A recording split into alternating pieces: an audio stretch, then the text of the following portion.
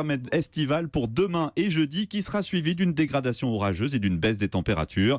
Ce mauvais temps pèse sur notre morale, mais il a aussi des effets concrets sur l'économie. Ariane Lavrieux, vous avez fait le tour des secteurs sensibles à la météo. Certains professionnels font grise mine. Et les premiers qui trinquent, ce sont les agriculteurs. Dans la Sarthe, ils me décrivent des champs totalement détrempés. Résultat, ils ont déjà un mois de retard dans la récolte de leur fourrage pour nourrir leurs vaches. En Bourgogne, ce sont les vendanges qui seront très limitées cette année. En ville, en théorie, les centres commerciaux devraient être gagnants car quand le temps est mauvais, la fréquentation augmente environ de 4%.